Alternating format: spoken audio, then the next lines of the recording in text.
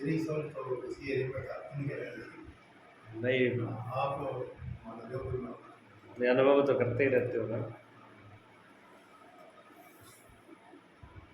जब से कर रहे हो अंदर अनुभव तो हो ही रहा है क्या क्या कैसे हो रहा है। मुझे जो अब है ना जी, हाँ। जब की स्थिति है उसमें ये है भी, एक तो अंदर ना जैसे शांत हो जाता है, कोई भी तरह की। अच्छा, कई बार तो चलो माया का प्रभाव आ जाता है, समय नहीं होता है, तो स्थिति आती है, कुछ नहीं करते ध्यान अंदर से ना, ये होता है भी ध्यान करो स्वयं का। जो स्वयं को जाना, गुरु जी ने कहा कि स्वयं को कुछ नहीं करना, स्वयं को जानना है। जहाँ कुछ नहीं है वही स्वयं है। दो शब्दों में से तो दो शब्दों में बात पूरी कह दी उन्होंने। तो जहाँ कुछ नहीं है वही स्वयं है। जहाँ कुछ है वहाँ स्वयं नहीं है, वहाँ माया है, वहाँ संसार है। जहाँ कुछ है, अब कुछ होने में कुछ भी हो सकता है। हम कहते हैं हमको अनुभव हो रहा है प्रकाश का, तो अभी प्रकाश तो अलग है ना। प्रकाश का मुझे अनुभव प्रकाश का हो रहा है, तो मैं अलग हूँ, प्रकाश अलग है। तो मैं तो वो नहीं हूँ, प्रकाश तो फिर मैं नहीं हुआ, क्योंकि मैं तो प्रकाश को जान रहा हूँ। फिर तो जानने वाला और जो चीज़ जानी जा रही है, ठीक है। ऐसे मेरे को ये अनुभव हो रहा है, मेरे को अनुभव हो रहा है, मन के चीज़ अनुभव हो, क्या चीज़ अनुभव हो रही है। एक तो मेरे को मैं अनुभव होने वाला, और मेरे को अनुभव जिसको हो रहा है, वो तो जिसको अनुभव हो रहा है जानना तो उसको है। तो जितने अनुभव हो रहे हैं, शांति का अनुभव है तो शांति भी अलग है, आनंद का अनुभव हो रहा है तो आनंद भी अलग है। हाँ, प्रकाश का अनुभव हो रहा है, आवाज़ अनाद का अनुभव हो रहा है, आवाज़ें सुन रही है। तो जब व्यक्ति कुछ भी बाहर जब जाग रहे हैं तो बाहर बहुत सी चीज़ें हमको दिख रही है, ये भी माया है। सपना आता है, स्वप्न भी एक माया ही है। अच्छा, माया जो है ना, माया के अंदर दो शक्ति होती है माया में। माया में दो शक्ति होती है। एक शक्ति तो ये होती है कि माया पर्दा डालती है, उसको वेदांत की भाषा में आवरण कहते हैं। आवरण, आवरण का मतलब होता है पर्दा डाल देना। पर्दा डाल देने का मतलब होता है भी जो है वो दिखे ही ना। इसलिए मैं हूँ, हम हमको सब चीज़ का अनुभव होता है, हमको दूसरों का सब अनुभव होता है, और चीज़ों का अनुभव होता है, लेकिन मेरे अपने आप का अनुभव नहीं होता। हम सबको जानते हैं, सबका ज्ञान करते हैं, लेकिन अपने आप का नहीं करते। ये पर्दा तो है ना। संसार है, संसार तो अपने को दिख रहा है, लेकिन जिन्होंने जाना वो कहते हैं संसार है ही नहीं, परमात्मा ही है। लेकिन हमको तो अपने को तो अनुभव नहीं हो रहा, अपने को तो संसार ही दिख रहा है। इसका मतलब जो माया का शक्ति है ना, आवरण वाली शक्ति है, पर्दे वाली शक्ति है, उसने उस पर सत्ता को तो छुपा दिया, और जो ये माया है वो जो है वो, ठीक है ना, वो तो छुप गई, वो तो दिखाई नहीं दे रही। अच्छा, दूसरी शक्ति है विक्षेप, आवरण और विक्षेप। विक्षेप कहते हैं चंचलता, स्थिरता नहीं है। माया की दूसरी शक्ति है स्थिरता नहीं है, क्षोभ है, उसके अंदर हलचल है। तो जो चीज़ है वो तो नहीं दिख रही, और दिख रही है उसकी जगह पर। एक तो पर्दा है, कुछ नहीं दिख रहा, और एक दूसरी शक्ति है कि जो है वो नहीं, दूसरी चीज़ बना के दिखा देना। जैसा होता है वो चीज़ नहीं तो दिखती, उसका कुछ और रूप करके दिखा देती है। ये दो शक्ति है उसके अंदर। तो मन ऐसे फिर मन के अंदर आ जाता है। हम कहते हैं हमको ये अनुभव हो रहा है, किसको हो रहा है अनुभव? बुद्धि में हो रहा है कि मन में हो रहा है? अब बुद्धि के अंदर ये चीज़ें आ रही हैं, तो जितनी भी चीज़ें मन में आ रही हैं उनमें से कुछ चीज़ें यथार्थ भी मतलब सत्य भी हो सकती हैं और कुछ चीज़ें कल्पना भी हो सकती हैं। ऐसा होता है ना हमारे जीवन में, कोई कोई चीज़ें तो अब यथार्थ तो हम उसको मानते हैं। ये जैसे अब अपने सामने जो चीज़ें हैं, ये तस्वीरें हैं, कैमरा है, फोटो है, अब हम इनको कहेंगे ये झूठ है, तो इस बात को कोई मानेगा थोड़ी, ये झूठ क्यों है, सामने पड़ी तो है। हम आप सामने बैठे हम कहते हैं ये तो शरीर झूठा है, तो शरीर झूठा कहाँ है, शरीर तो दिख रहा है सामने। तो एक अर्थ में ये सत्य हो गया, और एक कल्पना होगी भी है नहीं, हमने कल्पना ही कर ली। तो मन कितनी कल्पना करता है, मन बहुत चीज़ों की कल्पना करता है, जो चीज़ें नहीं हो तो उसको बना लेता है, और उन कल्पनाओं के अंदर मेरा तेरा भी आ जाता है, पूरा जाल बना लेता है। पूरा जाल बना लेता है। हम दुश्मनी भी बना लेते हैं, हम मित्र भी बना लेते हैं, हम अपना भी बना लेते हैं, हम पराया बना लेते हैं, होता नहीं तभी बना लेते हैं। एक तो होता है, एक नहीं होता तभी बना लेते हैं, तभी बना लेते हैं। हाँ, तो जो ये लगाव है ना, ये लगाव किस तरीके का, मेरेपन का यहाँ भी लगाव है, चाहे हम उसको मोह ममता प्रेम कुछ भी कहें, लेकिन ये लगाव है, ये भी माया ही है, ये कोई और थोड़ी है। लगाव कोई माया से अलावा कोई और चीज़ तो नहीं है। और जो लगाव के बाद में जो दुराव है, नफरत, दुश्मनी, वो भी तो माया ही है।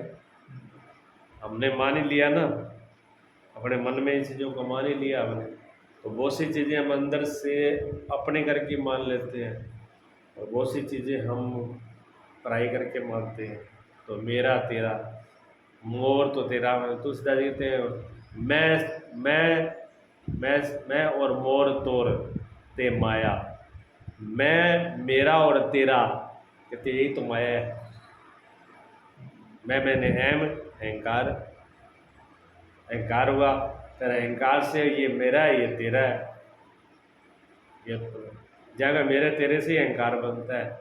मेरा तेरा ना हो तो अहंकार किस पे रुकेगा, मेरे तेरे पे अहंकार बनता है। तो मेरे जब जो मेरा है वहाँ तो लगाव है, जो तेरा है वहाँ से दुराव है, उससे नफरत है।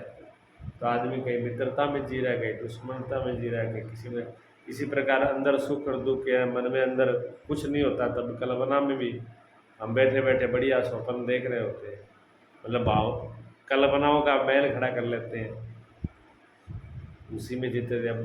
तो एक तो वो कल्पना वाला है, और एक ये यथार्थ जो दिख रहा है, ये है, दो रूप हुए ना। लेकिन एक तीसरा रूप है जिसको सत्य कहते हैं, वास्तव में सत्य है, जो हमेशा रहता है, जो हमेशा है, वो कभी नहीं। जो तीसरा रूप है ना, हमेशा है, जो इन सबको जानने वाला है। जब ये कुछ भी नहीं होती तब वो अकेला ही रह जाता है, वो हमारा होना है, वो मेरा खुद का होना है। खुद के होने में मान लो, जब हम कहते हैं ध्यान में कुछ भी ना हो, ध्यान में जैसे आप कह रहे थे कि जब ध्यान में कुछ नहीं रहता, जब कुछ भी ना रहा हो, जब कोई अनुभव भी ना रहा हो, आप खुद के रहना हो फुल में, वो आप ही उसको शांत रूप कहो, चाहे आनंद रूप कहो, चित्त रूप कहो। इसलिए सत्य चित्त आनंद, सत्य और चित्त आनंद। सत्य में है अपने आप का अभाव कभी होता ही नहीं। भी अब हम सब चीज़ को नकार सकते हैं, देवी देवता नहीं है, संसार नहीं है, भगवान नहीं है। बहुत से संप्रदाय ऐसे हैं जो कहते हैं भगवान नहीं है, जैसे गौतम बुद्ध महावीर को मानने वाले हैं, कबीर साहब को मानने वाले बहुत लोग ऐसे हैं, वो कहते हैं दूसरा को परमात्मा में कोई देवी देवता भगवान जैसी कोई चीज़ नहीं है। और भी बहुत लोग हैं, कह सकते हैं भी कोई नहीं है, लेकिन मैं नहीं हूँ, खुद का होना नहीं है, ये कौन नकारेगा? ये तो कोई नहीं नकार सकता ना। जिस घड़ी ये अनुभव होगा कि मैं हूँ, इसका जब उसको अपने आप में अनुभव होगा, जहाँ और कुछ भी नहीं, सिर्फ खुद का ही होगा। अच्छा, उस अपने होने के साथ में कोई जोड़ दे, वो क्या है, वो सबसे परे है। देखो, मतलब पहले शरीर है, फिर इंद्रियां हैं, फिर मन है, फिर बुद्धि है, फिर माना हुआ अहम है, इन सब से परे है, सबसे परे है ना, इसलिए उसको कहा परम। परम परम परे परे। अच्छा, इससे परे क्या है? परे के साथ में क्या जोड़ दो? आत्मा। क्या बना? पर आत्मा क्या हुआ? परमात्मा हो गया। सबसे परे है। हाँ, जो सबसे परे है, इन सबसे परे जो है उसके साथ में आत्मा जोड़ दी तो क्या हो गया? परमात्मा हो गया। अच्छा, पर उससे सबसे परे है, उसके साथ सत्य जोड़ दिया तो परम सत्य, और उस परे के साथ आनंद जोड़ दो तो परमानंद। तो वो परमानंद भी है, वो परम सत्य भी है, और वो परमात्मा भी है। वो बाद, उस टाइम बाद में अनुभव होता है। जैसे मान लो कि शुरू में चीज़ें अनुभव नहीं होती ना, शुरू में तो पहली बात तो शुरू में आदमी जब कोई ध्यान करेगा तो क्या सामने आएगा? पहले तो पर्दा ही सामने आएगा।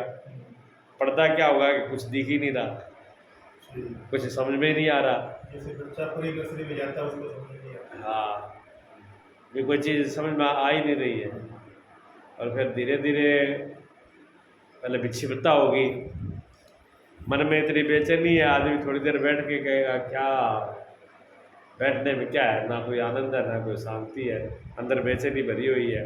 अब वो अंदर वाली बेचैनी है, वो जितना आदमी बैठता है उतनी ज़्यादा दिखने लगती है। शुरू में ये कहानी भी होती है ना, शुरू में आदमी कोई ध्यान में बैठे, शांत होके बैठे तो बैठता कहाँ है? क्योंकि जो उसके अंदर चंचलता है, जो उसकी भागा दौड़ी है, जो इसके अंदर उछल कूद है, वो जैसे बैठना चाहेगा और ज़्यादा दिखेगी। तो अंदर कचरा हाँ, जैसे हम लोग अब बातचीत कर रहे हैं तो जो सुख से आवाज़ें हैं वो हमको सुनाई नहीं पड़ रही है। मान लो पंखा चल रहा है, हम और आप बात कर रहे हैं तो अपने को पंखे की तरफ ध्यान ही नहीं है, पंखे की आवाज़ भी सुनाई नहीं देती। और जब बिल्कुल अपने शांत हो जाए, बोले नहीं, तो हवा की आवाज़ भी, पंखे से जो हवा की सरसराहट है वो भी बहुत सुनाई देगी, देगी ना। तो जब आदमी काम में लगा रहता है, काम में बिजी रहता है, ये कर लूँ वो कर लूँ, तब मन के अंदर जो बेचैनियाँ, जो भागा दौड़ है, वो उस टाइम में दिखाई नहीं देती, दबती नहीं। जब आदमी बैठता है तो बहुत ज़्यादा अंदर वाला बंदर बहुत नाचता है। फिर वो बंदर बहुत ज़्यादा नाचता है तो फिर ये लगता है कहाँ ध्यान अपन से, ध्यान में बैठने और ज़्यादा घबराहट, इस तो काम ही कर लेते, वो ठीक है। लेकिन वो धीरे धीरे मन शांत होता है। कोई आदमी करता रहे, सत्संग सुनता है, बैठने का, शांत बैठने का उसका प्रयास होता है, फिर वो शांत होने लगता है। शांत होते होते एक शून्य अवस्था आ जाती है जहाँ कुछ नहीं रहता, लेकिन अपने आप का होना तो है, खुद तो रहता ही है। तो ज़्यादातर आदमी को अनुभव क्या होते हैं? दूसरी चीज़ों का अनुभव होते हैं, खुद का अनुभव नहीं होता, खुद का अनुभव नहीं होता। गुरुजी ने कहा कि कुछ नहीं जानना, बस कुछ नहीं अब जानना, कुछ नहीं करना, अपने आप को ही जानना है। मतलब हमारे लिए करने का तो कुछ है ही नहीं। अच्छा, हम क्या करेंगे बताओ? कोई कहे व्रत करे तो व्रत का और भगवान का क्या संबंध है? व्रतकार आदमी के का संबंध क्या है? तो भूख मरने से आदमी को कोई है संबंध जानने का? ज्ञान का और भूख मरने का कोई संबंध है? हाँ, इतना जरूर है, कोई जैसे विद्यार्थी पढ़ रहा है और विद्यार्थी पढ़ना चाहता है, वो ज़्यादा रन खा ले तो उसको आलस प्रमाद आ सकता है। ज़्यादा अन्न खाने से उसको प्रमाद और आलस आएगा तो पढ़ नहीं पाएगा। तो उसको क्या करना चाहिए? उसको भोजन लिमिट से करना चाहिए, बेलिमिट का नहीं करना चाहिए। तो इसी प्रकार गीता में भगवान कहते हैं कि जो साधक है उसको सम्यक भोजन करना चाहिए। भगवान कहते हैं मैं ना तो ज़्यादा खाने वालों को मिलता हूँ, ना भूख मरने वालों को मिलता हूँ। क्योंकि आदमी भूखा ही मर रहा है तो वो उसका ध्यान तो भूख पर है, ना वो पढ़ पाएगा, ना समझ पाएगा, ना ध्यान कर पाएगा, ना बैठ पाएगा, ना कुछ नहीं कर पाएगा वो। क्या वो भूख से ही परेशान हो रहा है तो वो आगे तो जाएगा ही क्या? तो भूख मरने वालों से नहीं, ना ही ज़्यादा खाने वाला को। अब एक आदमी ने इतना खा लिया कि वो पेट ही पकड़ के बैठा हुआ है, वो करेगा क्या? उसका प्रमाद और आलसी इतना भोजन का आलस आता है तो पूरे शरीर की ऊर्जा जो है वो पेट पर आ जाती है ज़्यादा न खाने, तो वो भोजन पचाने, इसलिए नींद भोजन के बाद में लगभग आदमी को नींद आती है, आलस आता है, प्रमाद आता है। क्योंकि जो शरीर की ऊर्जा ना शक्ति है वो भोजन पचाने में लग जाती है, जो खाया पिया वो उसमें लग जाती है। और बैठने के लिए, समझने के, पढ़ने के लिए दिमाग चाहिए, दिमाग में शक्ति चाहिए, ऊर्जा चाहिए। तो ऊर्जा दिमाग में आएगी तभी तो आदमी समझ पाएगा, तभी तो पढ़ पाएगा। अब वो तो आ गई पेट पर, तो आलस और प्रमाद तो आना ही आना है। ये गलत है। तो इतनी बात के लिए तो सही है कि भोजन सम्यक सही होना चाहिए। गुरु जी ने कभी किसी को कहा नहीं कि व्रत रखो, कहा हो तो बता दो, व्रत तो किसी ने, हाँ इतना जरूर कहते हैं। हमको एक ही बात गुरु जी याद रखती है, एक बात उन्होंने कही कि इतना भूखा मत रहना कि पेट पे ध्यान जाए, और इतना खाना भी मत है, हाँ, कि पेट पे ध्यान जाए। ज़्यादा खाओगे तो ही पेट पकड़े बैठोगे, नहीं खाओगे तो ही पेट पकड़े बैठोगे। तो पेट पर ही नहीं रुकना। आदमी ज़्यादा तो दोनों में एक ही काम करता है, ती पर जाता है, या इस पे जाएगा या उस पे जाएगा। तो सिर्फ साधन के, साधक के लिए सम्यक सम्यक जितनी ज़रूरत है इसको खाने पीने की, उतनी ज़रूरत है, उतना ही वही बात सोने के लिए लागू होता है, वही बात इसको काम करने के लागू होता है। अगर आप अबर काम करते हो, तबर काम करोगे तो फिर आप क्या शरीर को कितनी देर काम ले पाओगे? थोड़ा दिन ही तो ले पाओगे ना, फिर शरीर टूटने लगेगा, शरीर में दर्द होगा, शरीर में आलस रहेगा, शरीर बार बार मांगेगा भी आराम चाहिए, आराम चाहिए। अब हम उनके साथ ज़बरदस्ती कितनी देर करेंगे? नहीं, उसकी लिमिट है ना, लिमिट से तक ही कर सकते हैं, अभी उस लिमिट से बाहर नहीं कर पाएंगे, करेंगे तो फिर दिक्कत होगी। हाँ, तो उसका संबंध बहुत सी जो हमने क्रियाएं कर रखी हैं, इसी प्रकार दान है। कोई आदमी कहे मैंने बहुत बड़ा दान किया, तो दान का परमात्मा से क्या संबंध है? दान का परमात्मा से डायरेक्ट कोई संबंध नहीं है, लेकिन इनडायरेक्ट रूप से क्या संबंध है? वो ये संबंध है कि जो चीज़ें हमने पकड़ रखी हैं संसार में, जिन चीज़ों को हमने पकड़ रखा है, हमने हमारी पैसे पर, वस्तुओं पर पकड़ हमारी बहुत ज़्यादा है, हम वहाँ से उठना ही नहीं चाहते, हम उन्हीं को पकड़ के रखना चाहते हैं।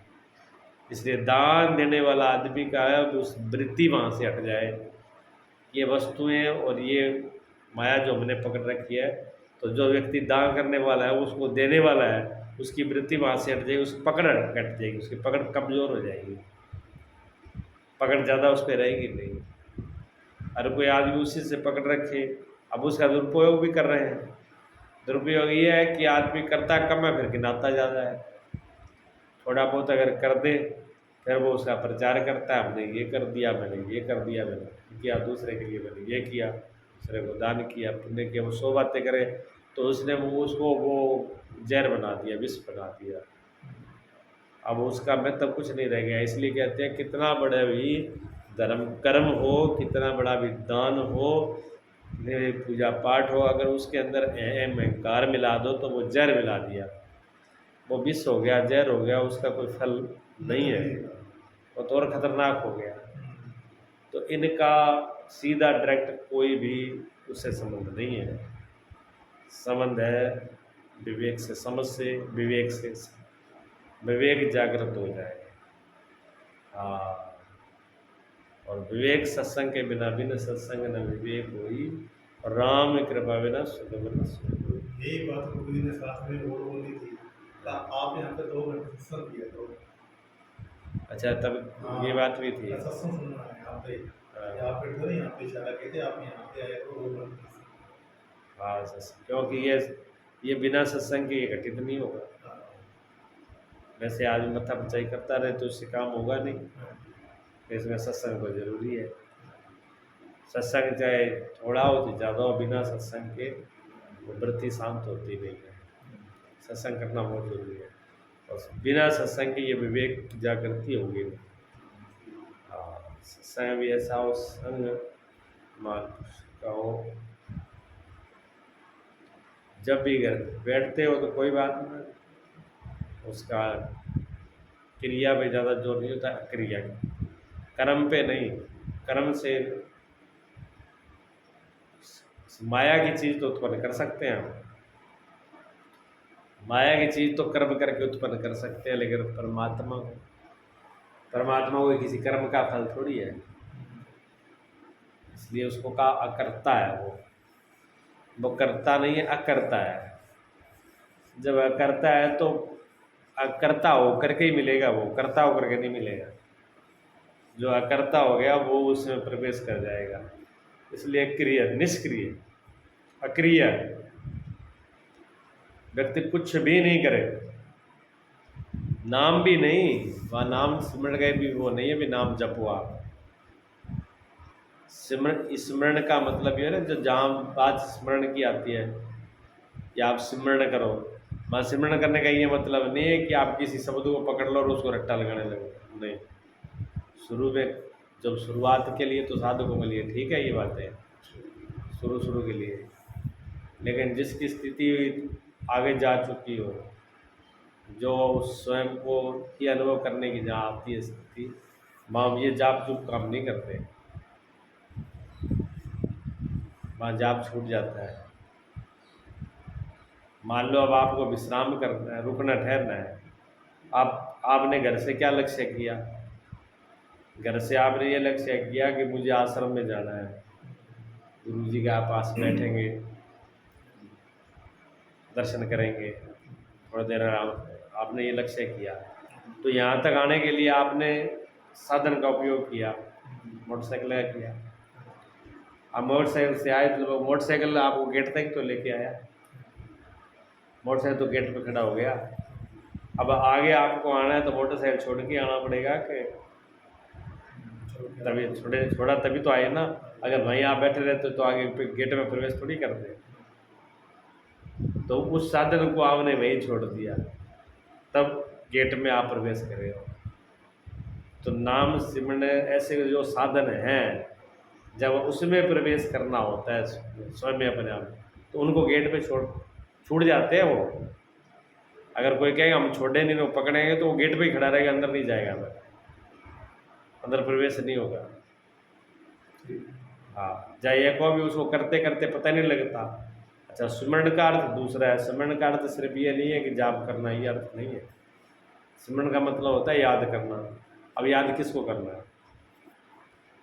अपने से अलावा आप जिसको भी याद करोगे वो सब माया है, चाहे वो देवी देवता हो, चाहे फिर वो परमात्मा नाम दो, चाहे फिर कुछ भी दो, कोई भी नाम दो, फिर उसको अपने से अलावा किसी को भी स्मरण करना, फिर वो माया हो जाएगी।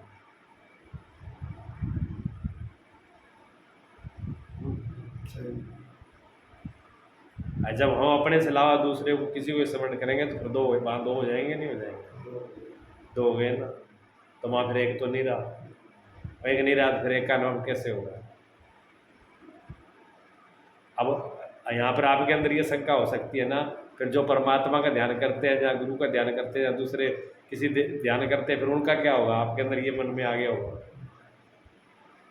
उस ये मार्ग फिर भक्ति का है ना। भक्ति में वो फिर अपने आप को भूल जाएगा, फिर वो परमात्मा को मान रहा है तो फिर उसका वो सब कुछ परमात्मा ही है। तभी तो एक ही रहा ना, तभी दो कहाँ है? तभी तो एक ही रहा, फिर अपने आप को बिल्कुल उसने मिटा दिया, एक हो गया, उसके एक हो गया। बात तो एक ही है, बात लास्ट में बात तो एक ही आ रही है, चाहे वहाँ पर एक हो जाए चाहे इधर एक हो जाए, बचना तो एक ही है ना। चाहे भूत सागर में आ जाए चाहे सागर में आ जाए, रहना तो एक ही है। संसार माया के बहुत से रूप बता दिए। कोई कहता है स्त्री माया है, कोई कहता है पुरुष माया है, कोई कहता है धन माया है, कोई कहता है घर माया है, कोई कहता है हस्तमा माया है, कोई कहता है कि ये सब वे दुनिया में रखे वे पद प्रतिष्ठा यही माया है।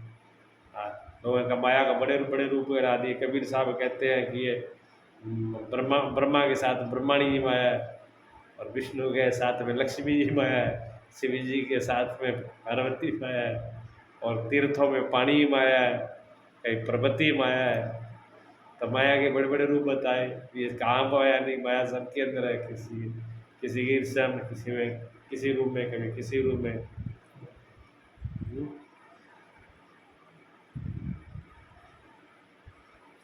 अपने से सिवा जो कुछ है वो माया ही है।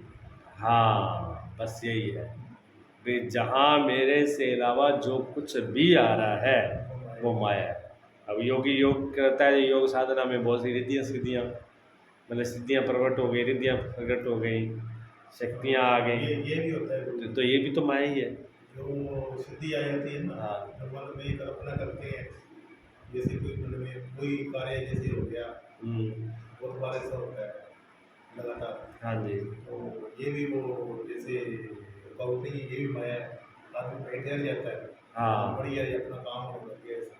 हाँ जी। आगे निकल ये भी बीच में माया जाता अब वो वहाँ रुक जाता है, थोड़ा सा किसी को अंदर से कोई प्रकाश दिखाई दे गया, थोड़ा सा कोई अंदर से शक्ति उत्पन्न हो गई, कई बार वाक शक्ति भी उत्पन्न हो जाती है, वो जो कह देता है वो काम हो जाता है। वो कहता है देखो मैंने ऐसा बोला था ऐसे हो गया, क्योंकि जब एकाग्रता जब अंदर होती है तो संकल्प में शक्ति आ जाती है। जब ध्यान एकाग्र हो जाएगा जिस व्यक्ति का, क्योंकि हम मन की कल्पना में, मन के ऊपर हमने बहुत सी अपनी शक्ति को व्यय करते हैं। है। अगर वो शक्ति रुक जाए तो व्यक्ति के पास बहुत बड़ी शक्ति है, संकल्प मात्र से काम कर सकता है, वो संकल्प मात्र से संसार के बहुत काम कर सकता है। अब उसको वही अभिमान हो जाए, वो देखो हमने ये किया था ये हो गया है, तो इस बात का भी अभिमान हो जाएगा। ये हो जाता है। हाँ, तो ऐसे अनेक प्रकार की कई प्रकार के वो हो जाते हैं। किसी को अंदर बांसुरी सुनने लग जाती है, वो कहते हैं हमको बांसुरी सुन रही है, कोई कहता है मुझे ज्योति दिख रही है। अब वो ज्योति के दर्शन हो गए, वो सोचता है कि मुझे परमात्मा मिल गए। अब वो ज्योति तो एक प्रकाश है, वो दिख रहा है, एकाग्रता हो गई तो उसको दिखाई दे रहा है, लेकिन देखने वाला तो अलग ही है ना, देखने वाला तो कीमत तो देखने वाले की है। तो देखिए जितने भी बाहर की चीज़ें हैं उसका केंद्र तो वो खुद ही है, वो तो उसी के सारे पे रहा है। फिर हम लोग बाहर की चीज़ों को देख करके कई बार ये होता है कि हमारे लिए उलझन है, जैसे मान लो परिवार में रह रहा है कोई आदमी, वो सोचता है कि परिवार ही मेरी उलझन है, कोई कहता है काम ही मेरी उलझन है, ना ना परिवार है ना काम है, कोई उलझन नहीं है। क्यों? भगवान ने फिर ये कहा ना मेरी माया दो प्रकार की है, गीता में भी कहा, कबीर साहब ने भी कहा। ये माया दो प्रकार की, एक सी माया कौन सी है? भगवान कहते हैं कि मेरी योग माया है और एक मेरी अविद्या माया है। जो अविद्या है, जो अज्ञान रूपी जो माया है, वो तो जीवों को उलझा देती है, लेकिन एक मेरी योग माया है, विद्या भी इसको बोलते हैं, एक अविद्या और एक विद्या। तो अविद्या तो उलझाने वाली है और जो विद्या है वो निकालने वाली है। तो योग माया में फिर क्या आ जाता है? योग माया में भक्ति है, श्रद्धा है, प्रेम है, करुणा है, दया है। ये क्या है? ये क्या भक्ति माया नहीं है? ये कहते हैं भक्ति भी तो माया ही है। क्या भक्ति भी तो हमारे से अलावा ही तो है। श्रद्धा, प्रेम, ये तो सही है जिनका हम सहारा ले रहे हैं, लेकिन ये ऐसी चीज़ें हैं जो हमको मुक्त करती हैं, छुड़ाती हैं। इसलिए इनमें बंधन नहीं। कई महापुरुषों ने कहा कि जो भक्ति है, भक्ति परमात्मा की प्राप्ति के लिए बहुत अच्छा साधन है। क्यों? उसके बगैर काम चलेगा नहीं। कि अगर आदमी अकेला हो तो उसके ऊपर कोई जो कुविचारों की स्त्री होती है, दुष्ट स्त्री हो, वेश्यावृत्ति स्त्री हो, अगर अकेला आदमी हो तो वो उसको घेर सकती है, उसको सम्मोहित कर सकती है, उसको अपने जाल में फंसा सकती है, उसको इल्ज़ाम भी लगा सकती है। ठीक है ना? अकेला आदमी दुष्ट स्त्री के सामने फिर पेश पड़ेगी नहीं उसकी, और उसी के साथ भी उसकी पत्नी हो, आदमी के साथ उसकी धर्मपत्नी हो, तो क्या दूसरी हो स्त्री उस पर प्रभाव फिर उसके साथ कर पाएगी कुछ? वो उसकी ढाल है ना, फिर इल्ज़ाम नहीं लगा सकती, वो कोई दोष नहीं लगा सकती उससे, जो सामने वो खड़ी है वो उसी कारण। अच्छा, आदमी स्त्री पर मोहित हो सकता है और स्त्री आदमी पर मोहित हो सकती है, लेकिन स्त्री स्त्री पर नहीं हो सकती। तो भक्ति जो है वो स्त्रीलिंग है, माया भी स्त्रीलिंग है। ठीक है, तो माया जो है भक्ति को मोहित नहीं कर सकती, माया सबको मोहित कर सकती है। तो माया भक्ति को मोहित नहीं कर पाती, इसलिए जिसका पर भक्ति का रंग चढ़ गया हो परमात्मा, उस परम सत्ता का जिस पे रंग चढ़ गया, भक्ति भक्ति का रंग ये नहीं कोई दूसरी चीज को माने, चाहे उसको परम सत्ता से, सत्य से, ज्ञान से, आत्मा से, परमात्मा से, जो भी है, किस रूप से जब पूरा गहरा लगाव हो जाता है तो ये फिर माया उसमें प्रभाव नहीं डाल पाती, उसका ध्यान फिर उसी पे रहता है, फिर माया उस पर असर नहीं करती। तो ये जो है ये योग माया है, ये विद्या है। ये क्या करती है फिर? ये मुक्त करती है, ये छुड़ाने वाली है, और एक बांधने वाली है। एक बांधने वाली है, एक छुड़ाने वाली है। ठीक है ना? तो ये संसार भी हमारे लिए कोई कष्टदायक नहीं है, संसार भी परमात्मा का उतरने पार उतारने का एक साधन है। संसार हमको उलझा नहीं सकता। जैसे आदमी नदी पार करना है, अब नदी में क्या है? जल है। आपने ये देखा होगा, कोई पानी में नहाए होंगे, स्नान किया हुआ, पानी के अंदर आदमी हल्का हो जाता है। जमीन पे आदमी जितना भारा होता है उतना पानी में नहीं होता वजन। पानी के अंदर गुरुत्वाकर्षण कम हो जाता है। पानी जो आदमी को ऊपर ले जाता है, आप पानी में से बाल्टी भर या मटका अंदर डालना, जब तक वो पानी के अंदर है तब तक वो आराम से ऊपर आ जाएगा, लेकिन पानी से बाहर लगाओ, बाहर पानी से आए तब ताकत पड़ेगी। लेकिन पानी में तो वो देख लो, पानी के अंदर आप कितने वजनीली चीज़ हो पानी में आप उठा लोगे, क्यों? पानी खुद ही उसको ऊपर ले आएगा। तो पानी को डुबोने का काम तो नहीं करता। हाँ, पानी डुबोने का काम नहीं करता, पानी तो ऊपर तैर आता है। पानी आदमी को डुबोता नहीं है, तैराता। आदमी तो अपने आप से डूबता है, जानबूझ के डूब, नहीं तो पानी किसी को नहीं डुबोएगा। कोई चीज़ डाल दो ऊपर आ जाती है तेरे। आदमी थोड़े बहुत हाथ पैर मारेगा तर जाएगा, लेकिन पानी ऊपर की तरफ फेंकता है पानी। इसी प्रकार ये संसार सबको नहीं फंसाता, संसार बहुत सी चीज़ों का हमें ज्ञान देता है। अगर संसार नहीं हो तो फिर हमें कैसे मालूम पड़ेगा कि हमारे अंदर काम है कि नहीं है, हमारे अंदर क्रोध है कि नहीं है, हमारे अंदर इच्छा है कि नहीं है, हमारे अंदर मोह ममता है कि नहीं है, हमारे अंदर दया धर्म है कि नहीं है। अगर ये सब चीज़ नहीं हो तो हमको हमारा परीक्षण कहाँ होगा भाई? कहाँ परीक्षा देंगे? हम दान कहाँ करेंगे? हम सेवा कहाँ करेंगे? हम किसी पर दया कहाँ करेंगे? हमारे अंदर किसी को देख कर क्या आकर्षण पैदा होता है? जब संसार होगा नहीं, किस पे होगा? हमको कैसे मालूम पड़ेगा? आकर्षण नहीं होगा तो वो संसार में किसी की हाँ, इच्छा ही नहीं रहती वो चीज़ की। ये इच्छा है कि नहीं? इस संसार के बगैर हमारे अंदर इच्छा है या इच्छा नहीं है, हमारा कितना हमारे ऊपर प्रभाव पड़ रहा है, इस चीज़ का निरीक्षण कैसे होगा? परीक्षा के अंदर। हाँ, ये परीक्षण केंद्र है, ये परीक्षण केंद्र है। वो कहते हैं एक साधु जंगल में रहा 30 साल तक। अब 30 साल तक जंगल में अकेला था, दूसरा कोई था ही नहीं, तो बिल्कुल शांत, बिल्कुल मस्ती। अब ना कोई इच्छा, ना कोई खाने, ना पीने की, ना खाने, ना ज़्यादा कोई रंग रहा, कुछ नहीं। अब उसने कहा भी बहुत टाइम हो गया जंगल में रहते रहते, अब ना तो गुस्सा आता है और ना ही अब कोई इच्छा रही है, ना ही कोई मोहित कर पाता है।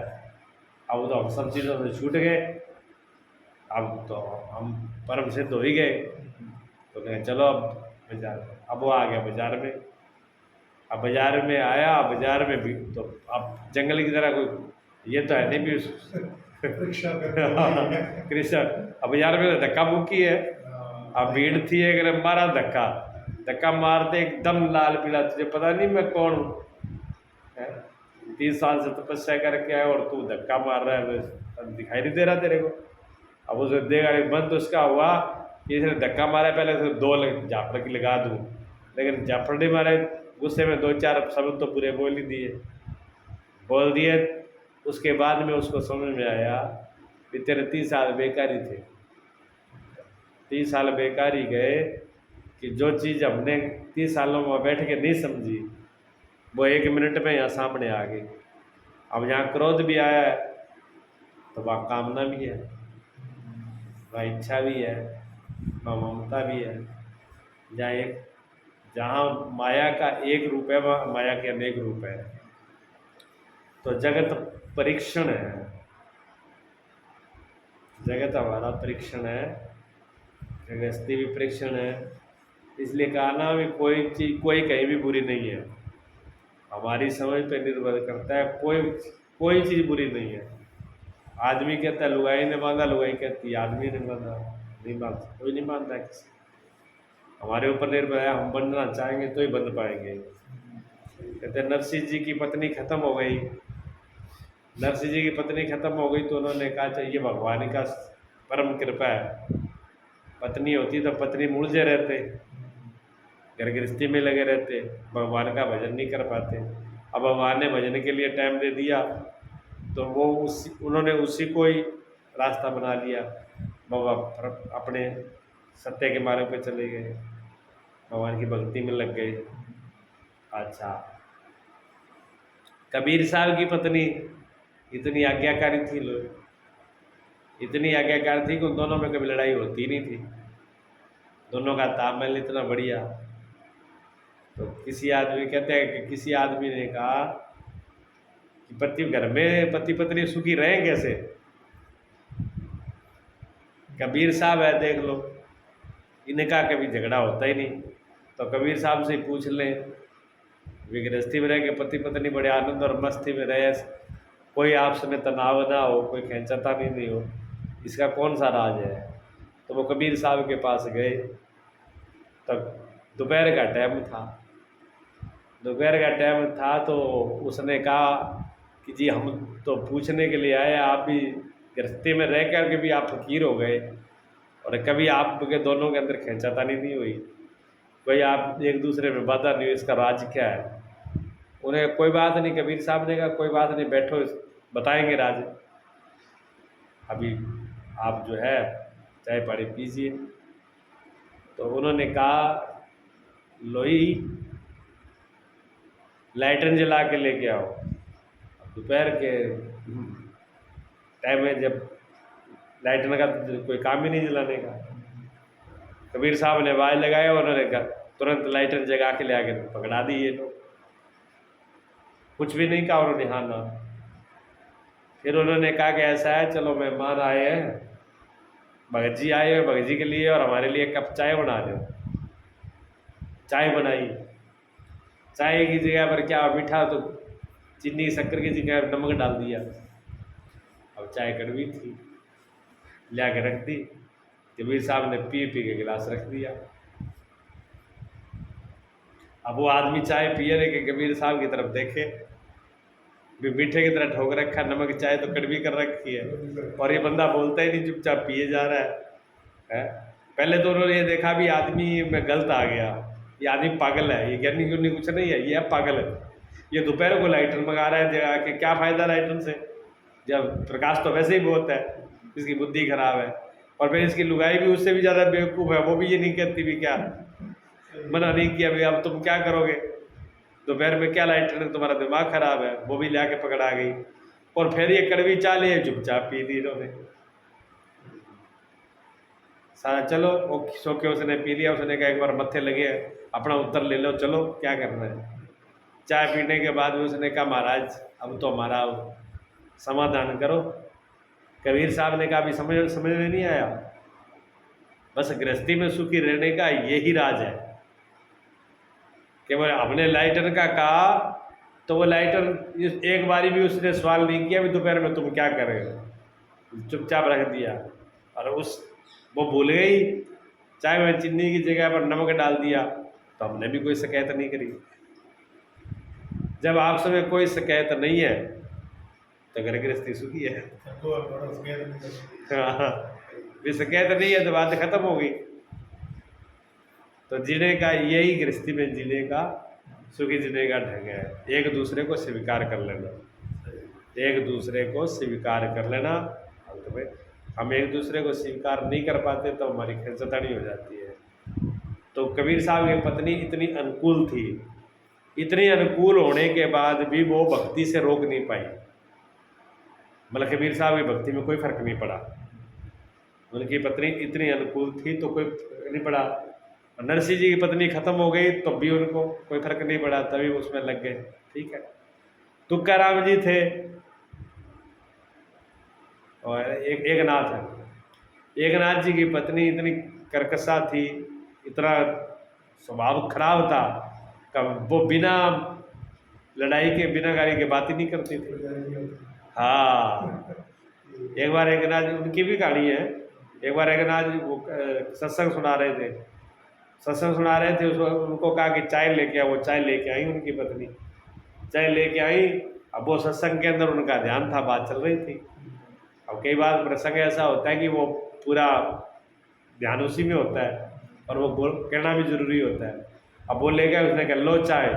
उन्होंने 1 मिनट चाय पकड़ी नहीं, उन्होंने चाय दे मारी ऊपर, चाय उन्हीं के ऊपर डाल दी और वो चली गई। उन्होंने कहा चलो ठीक है। जैसे तो एक नाथ ने कहा देखो, औरों की पत्नियां तो सिर्फ गरजती गरजती, हमारे वाली बरस भी जाती है। हाँ भैया, स्नान करा दिया ना, बारिश हो गई। हाँ, औरों की तो सिर्फ गरजती गरजती, हमारे वाली बरसती भी है। तो उन्होंने उसी को मजाक में, फिर कोई नहीं, एक बार उनको कहा गन्ने लेने के लिए, गन्ने लेके आओ, और वो गन्ने लेने चले गए। सुबह गए, शाम को लौटे। जो अब गन्ना तो खाने की चीज़ है और उनका स्वभाव साधु स्वभाव, कोई मांग ले उनको मना नहीं करे।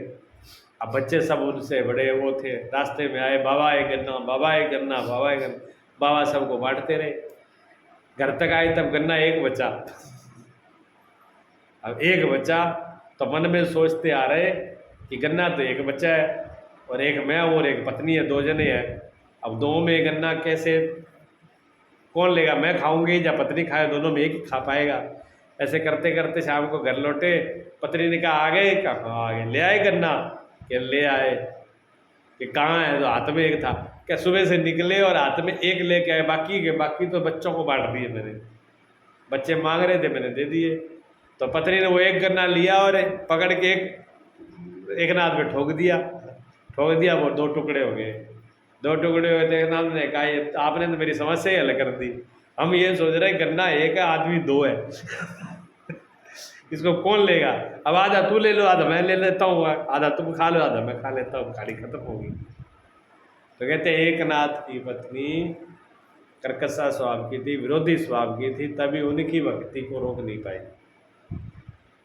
तो संसार की कोई भी चीज़ जो है माया, वो हमको माया रोक नहीं सकती। हम ही तय करते हैं, हम ही निर्णय लेते हैं कि हमें कहाँ उलझना है। तो ऐसे हम छोटी छोटी चीज़ों में बार भी उलझते हैं, संसार में उलझते हैं। ये माया है, ना कोई स्त्री माया है, ना कोई पुरुष माया है, ना कोई सारी चीज़ें। माया हमारे अंदर जो लगाव है, जो पकड़ है, जो हमारे मन पे जो सवार है, चाहे वो लगाव रूप में हो चाहे नफरत रूप में हो, संसार के प्रति किसी भी भाव रूप में जो हमारे मन के अंदर है वो माया है, वो हमको रोके हुए है। ये सब जहाँ जितने धीरे धीरे सारे अनुभव विदा होते जाएं, एक भी ना रहे, सब विदा हो जाएंगे। हाँ, सारे अनुभव विदा हो जाए, अंदर के बाहर के, और जब अकेला ही बच जाता है जहाँ, जो लगाव था ना किसी से, जैसे अपना पराया, वो भी बस अंदर से खत्म होता है। हाँ, धीरे धीरे हो जाएगा। साधक का धीरे धीरे होता ही चला जाएगा। सत्संग भी होता रहेगा, ध्यान श्रवण करेगा, ध्यान करेगा तो भी होता जाएगा, श्रवण करेगा तो भी। अगर वो पूरे साधन जब शुरू में कर रहा है तो पूरे उसको ध्यान से, स्मरण से, हर चीज़ का पूरे हृदय से करना चाहिए। तो भाव की बात, गहरे भाव से जब इधर लगता है तो इधर की चीज़ें छूटती है, फिर धीरे धीरे ये भी छूट जाता है। अच्छा, आग कब तक जलती है? जब तक लकड़ी होती है। कचरा होगा तभी तो आग जलेगी। और जब कचरा ही खत्म हो गया, कूड़ा कबाड़ खत्म हो गया, लकड़ी खत्म होगी, तो आग अपने आप शांत नहीं हो जाएगी। जलने के लिए कुछ चाहिए, जलने के लिए कुछ चाहिए, जब जलने वाली कोई चीज़ ही नहीं है। हाँ, तो जब कोई कुछ भी नहीं रहेगा जब, तब तो खुद का रहना हो ही जाएगा।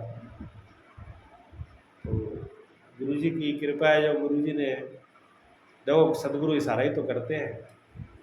गुरु ने इशारा किया कुछ नहीं, सदगुरु इशारे करते हैं कुछ नहीं करना, सिर्फ स्वयं का अनुभव करना है। करना कुछ नहीं है। कुछ न करने का मतलब कुछ भी नहीं करना। आप ना कुछ करने में मतलब पूजा पाठ व्रत सिमरन ये भी आ जाता है। ये नहीं कि संसार का काम नहीं करना, बस लोग ये छोड़ लेते हैं संसार का नहीं करो तो चलो हमारा लेके बैठ जाओ, उसको ही सटकाते रहो। जब भक्ति करने या पूजा पाठ ही करने लगो या ये भी कर रहे हो, ये भी तो करना ही आ गया। न करने का मतलब कुछ भी नहीं। जैसे शून्य और शून्य है। हाँ बिल्कुल शून्य है, बिल्कुल शून्य अवस्था आती है, ऐसे अनुभव तो किया ही है। जैसे आपने वो जैसे ब्रह्म के भी सब में मैं वो तो करो तो सबके अंदर ही हूँ, लेकिन सब मुझ में है, लेकिन मैं सब में हूँ, लेकिन फिर भी इससे अलग हूँ। तो आपने ये बताया जो सब ब्रह्म ही है, सबके अंदर होते भी सबसे अलग है और सब इसके अंदर भी है। यही स्थिति है दिन की। हाँ नहीं, उसमें उस टाइम में वो दो ओत प्रोत वाले में तो दूसरा वैर भी रहता है, अच्छा। उसमें ये भी नहीं रहेगा।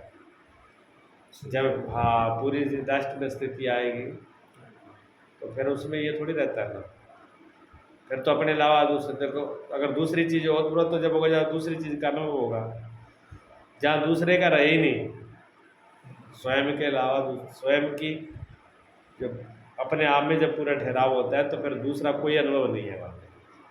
जहाँ जब तक दूसरे का कोई भी चीज़ आ रही है सामने, ज्ञान हो रहा है, तो वो दूसरी चीज़ मौजूद है, तो दो रहेंगे। तब तक दो रहेगी। बाह्य दो चीज, दूसरा कोई कुछ भी नहीं रहता, व्यक्ति हो जाता है, जैसे आदमी गहरी नींद में खो जाता है। ये स्थिति आती है आती है ना? कभी कभी, जैसे सुनने की आती है ना। हाँ सुनने की आती है। आती थोड़ी देर के लिए। हाँ पहले थोड़ी थोड़ी देर के लिए आएगी, ये बहुत बड़ी तो बहुत जो जिनका बहुत ज़्यादा अभ्यास होता है योगी है बहुत इसी में लगे रहते हैं, तो उनकी स्थिति में ज़्यादा ठहराव होता है। नहीं तो पहले झलकें ही आती हैं, लेकिन झलक बता तो जाती है। मान लो घनी अंधकार है, खूब अंधकार है, अंधेरी रात्रि है, खूब काले बादल है, लेकिन उसके अंदर बिजली एक क्षण को ही चमकती है, लेकिन बिजली ये तो बता देती है ना भी प्रकाश है, इतना अनुभव तो कराई देती है, चाहे वो एक क्षण के लिए या आंखें बंद हो जाएं।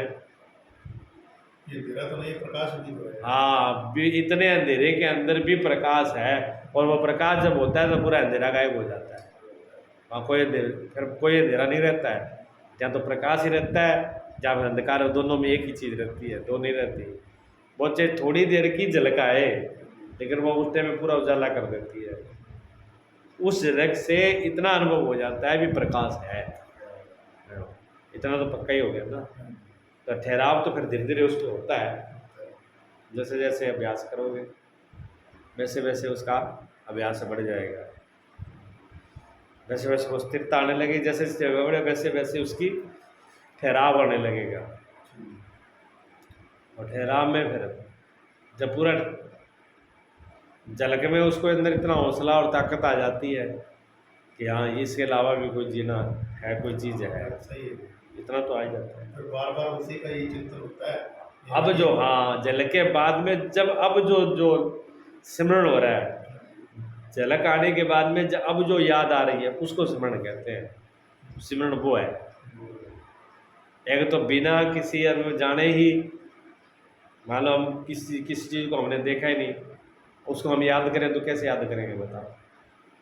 दूसरा व्यक्ति बता देगा वो ऐसा है, तो अपनी कल्पना ही तो करेंगे, और जो मेरी कल्पना होगी वो कल्पना ही तो होगी, कितनी अच्छी कर ले चाहे कितनी खराब कर ले, होगी तो कल्पना ही ना, क्यों उस चीज़ को हमने जाना तो है नहीं। जब जाना ही नहीं है तो वो कल्पना तो है।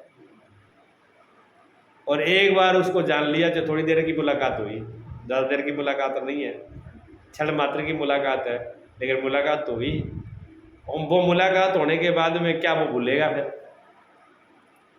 फिर तो भूलेगा नहीं ना। हाँ, जो एक बार मुलाकात के बाद में जो भूलना नहीं होता उसी का नाम स्मरण है।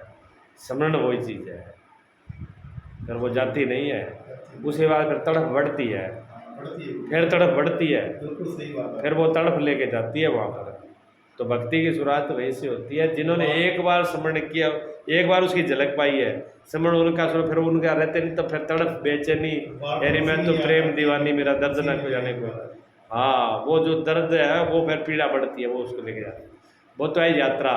और फिर वो उसके साथ फिर जो झलक मिली थी उसके साथ एक हो जाए, उस स्थिति पर पहुँच जाना, ये क्या है? ये फिर वहाँ पर ठहराव है, लोग है। तो शून्यता आ गई से। हाँ, फिर उसके अंदर रास्ते दो, दो तरफ से रास्ते होते हैं। देखो, एक तो तरफ से भक्ति का रास्ता है, वो तो अलग से तरफ से उधर से चलता है, लगाव भाव से चलता है। और एक जो जो है ज्ञान वाला रास्ता है, ये ध्यान से चलता है। जो व्यक्ति ध्यान करता है, ये ज्ञान का रास्ता है, जो शून्यता से होके जाता है। भगत का रास्ता शून्यता का नहीं है, भगत का रास्ता तो आनंद का, प्रेम का है। आनंद और प्रेम के रास्ते से भगत उसी चीज़ को अनुभव करता है। और जो ज्ञानी है वो ध्यान से, शून्यता से, वो बिल्कुल शांत शून्य, जब बिल्कुल कुछ भी नहीं रह जाता, सारी चीज़ें शांत हो जाती है, एक शून्य अवस्था में हो जाती है, अपने अलावा और कुछ भी नहीं होता, सब कुछ खो जाता है, फिर भी कोई रहता है। ये उसका रास्ता है। पहुंचना वही होता है।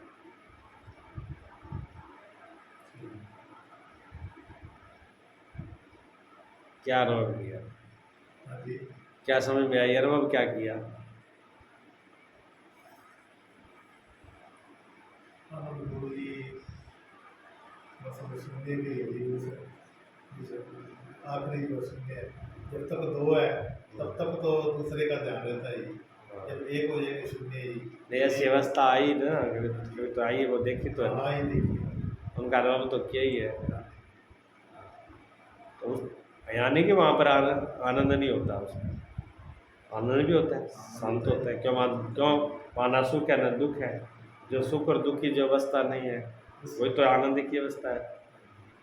उससे आनंद, बाहर आने का। अब हमने बाहर का सुख जाना है मान लो, तो सुख में क्या है, सुख में एक उत्तेजना होती है।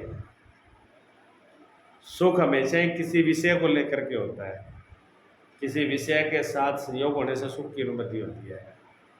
तो सुख में एक विशेषता होती है, सामान्यता नहीं होती। इसी प्रकार दुख में भी विशेषता होती है।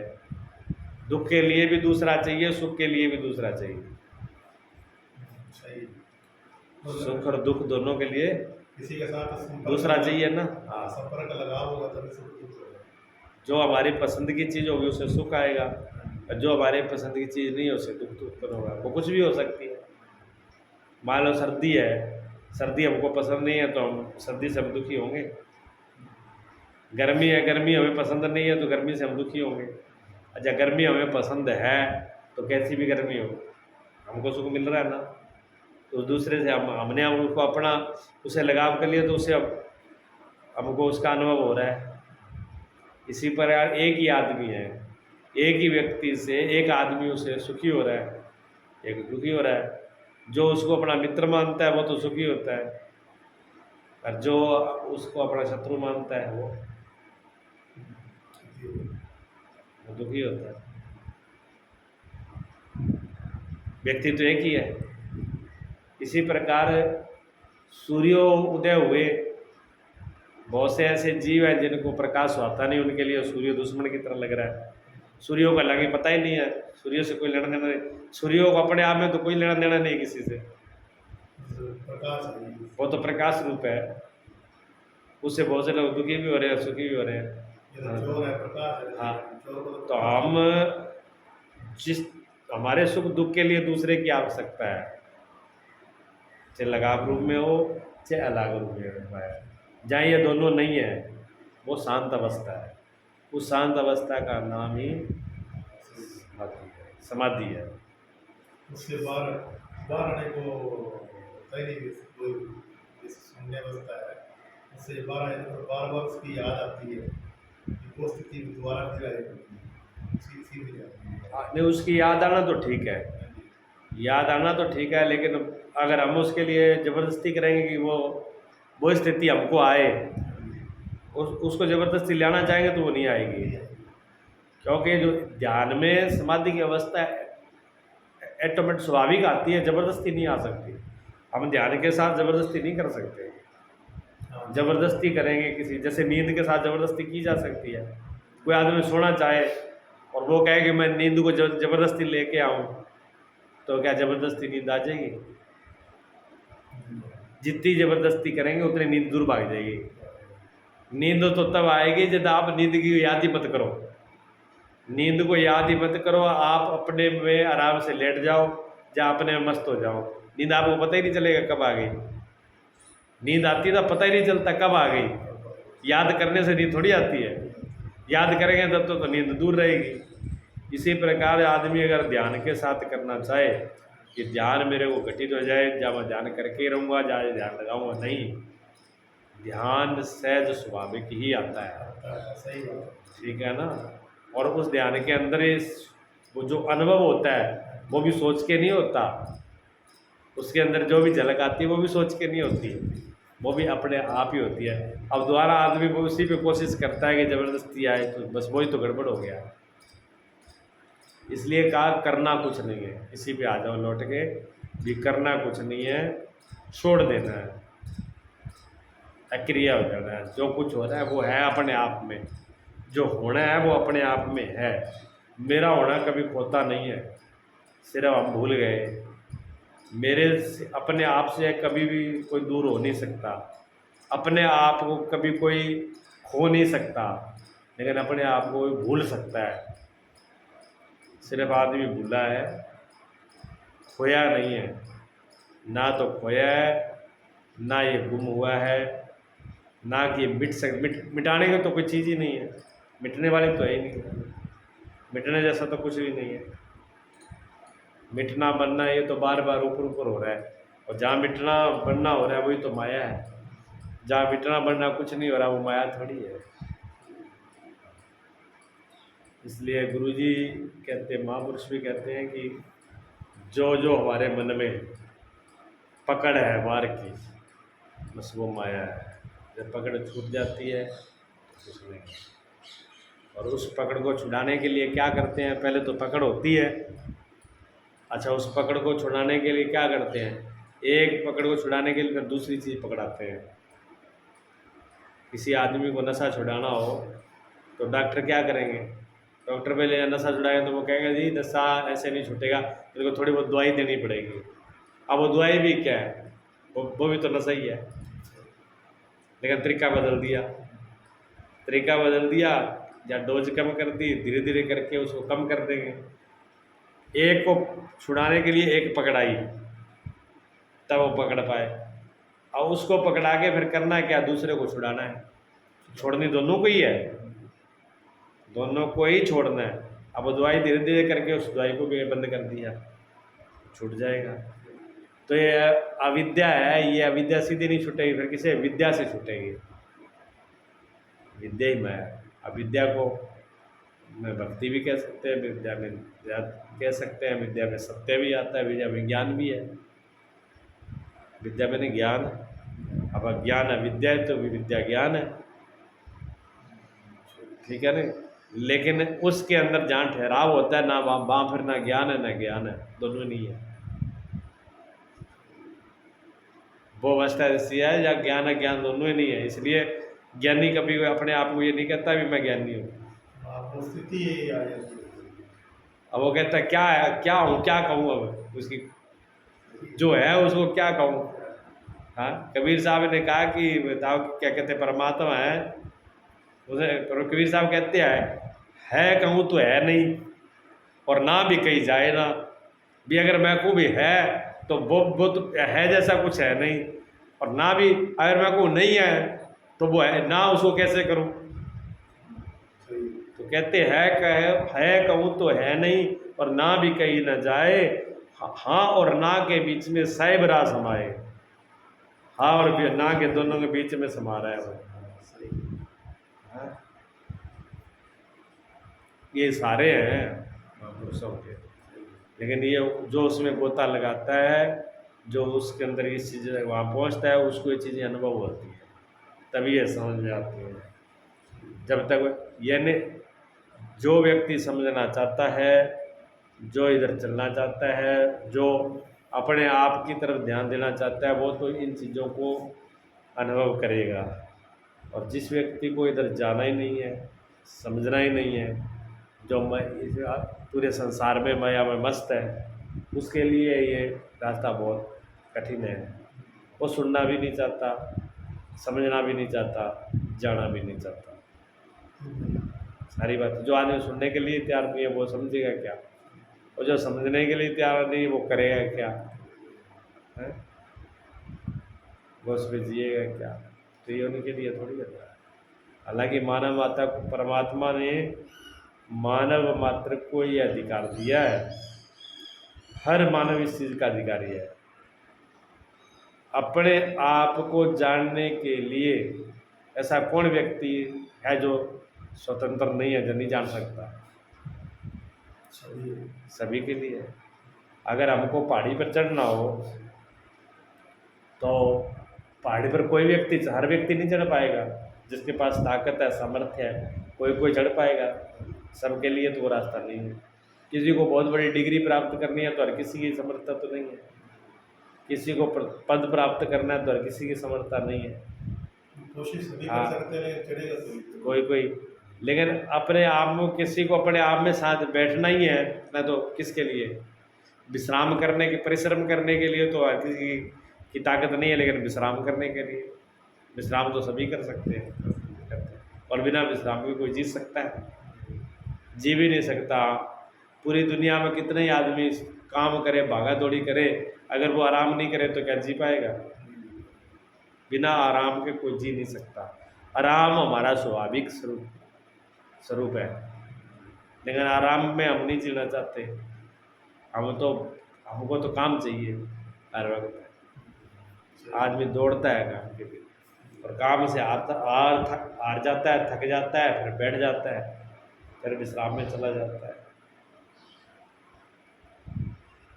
परमात्मा का रास्ता परिश्रम का नहीं है, आराम का है।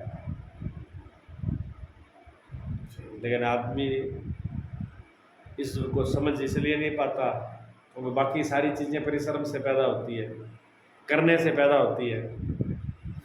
अब आदमी को पद पाना तो करना पड़ेगा, प्रतिष्ठा पानी तो करना पड़ेगा, आदमी को डिग्री प्राप्त करनी है तो करना पड़ेगा, आदमी को धन कमाना तो करना पड़ेगा। उसको कहते हैं कि बिना कमाए धन मुझे नहीं मिलेगा। तो ये जो गणित है अब मन के अंदर बैठ गया, ये आंकड़ा, ये गणित मन के अंदर बैठ चुका है। तो ये गणित क्या कहता है? जब परमात्मा की बात आती है तो वो कहता है नहीं, करना तो पड़ेगा, बिना करने से थोड़ी कुछ होगा।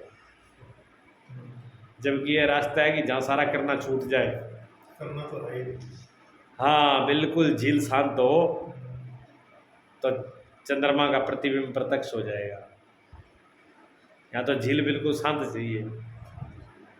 जब तक भागा दौड़ी है, जब तक अशांति है, तब तक उसकी झलक मिलेगी नहीं। जब बिल्कुल शांत हो जाए तब उसकी झलक है।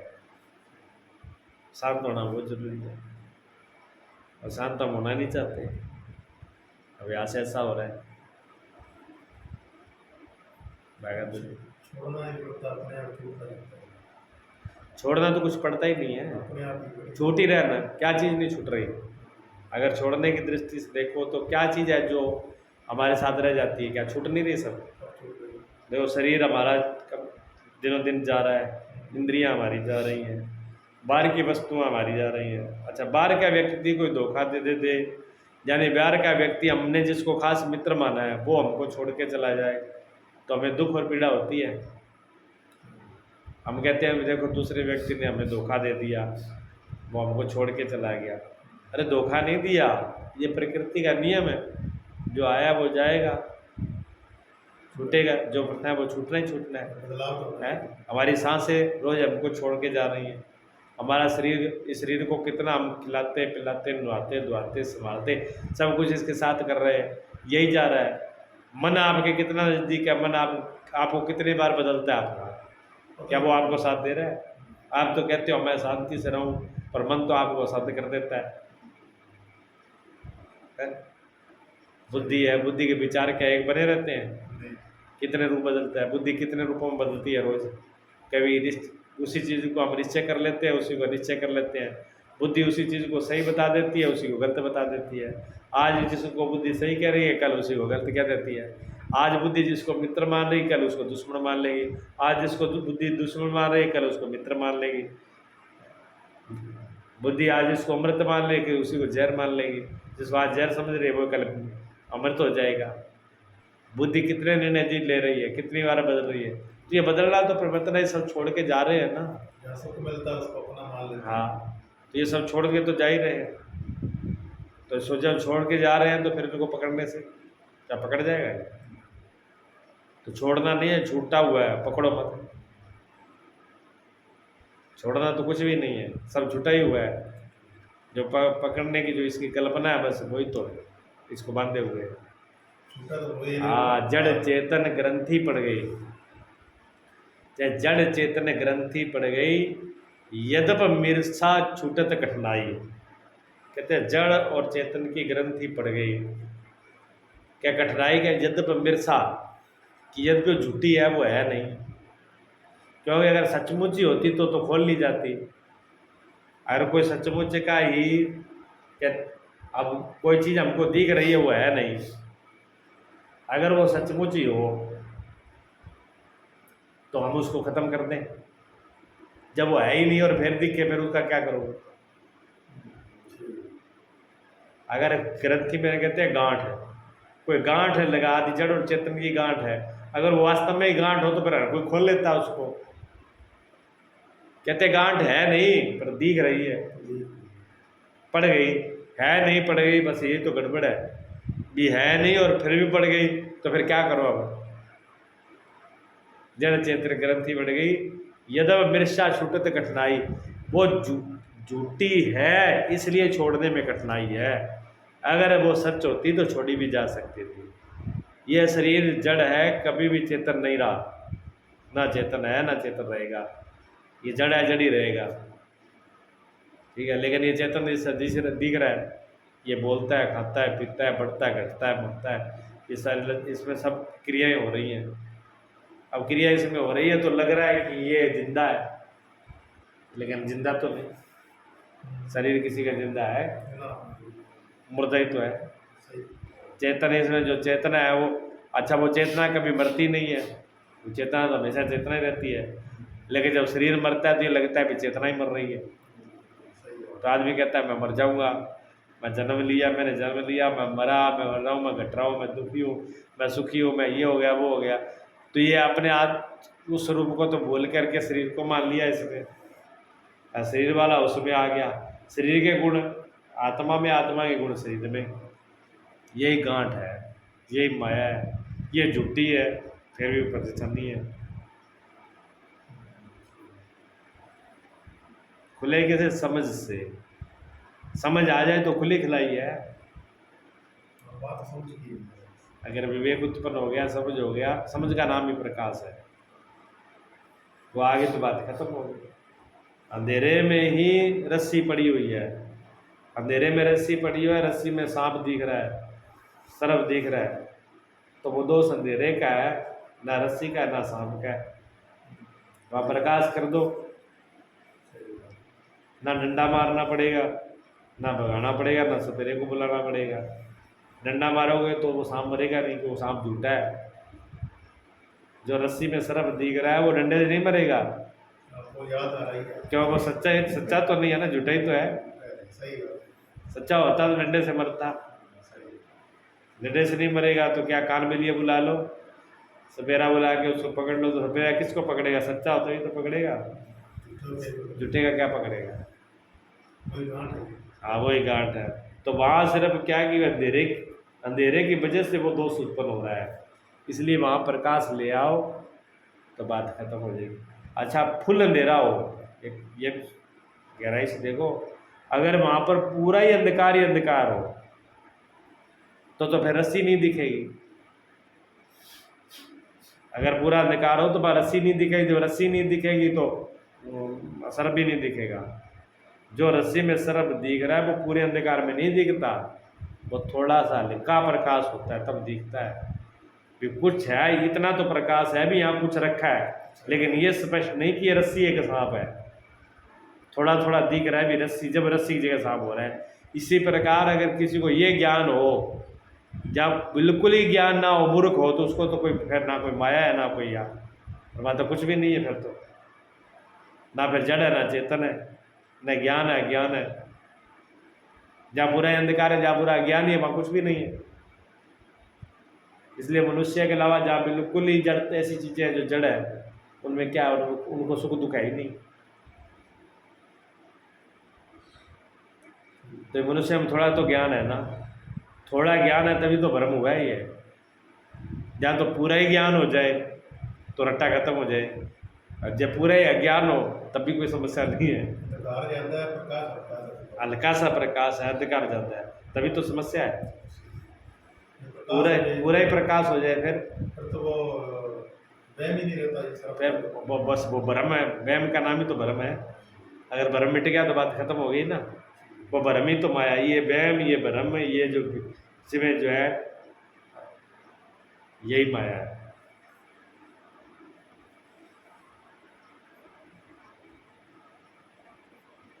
इसलिए माया, माया का मतलब ये होता है कि जो दिखे और हो नहीं, दिखाई दे और हो नहीं, उसी को माया कहते हैं।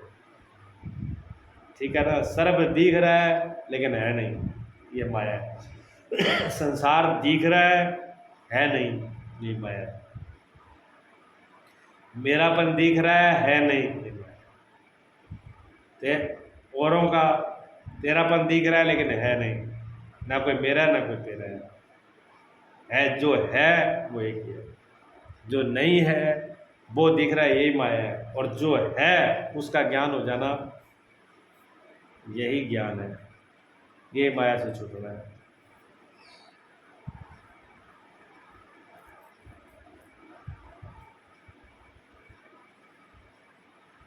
आई समझ में?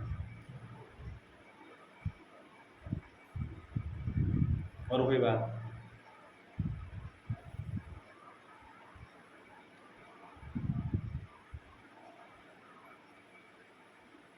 आदमी भूलता तो रहता है, लेकिन बार बार विस्मृत हो जाए तो भी घबराने की बात नहीं होती। हाँ, ये जो आप बता रहे हैं, सही है। भी होता अपने आप ही है। हाँ। जो अनुभव होता है वो अपने आप तक करना नहीं पड़ता उसको। ना उसके साथ तक हाँ, करना नहीं पड़ता, अपने आप ही होता है। जब स्थिति करने जैसा कुछ नहीं है, होता है बस स्थिर। ध्यान में लगता तो अपने आप ही लगता है। हाँ, ध्यान का मतलब ही होता है जहाँ जबरदस्ती नहीं है, जहाँ विश्राम है, सहज है।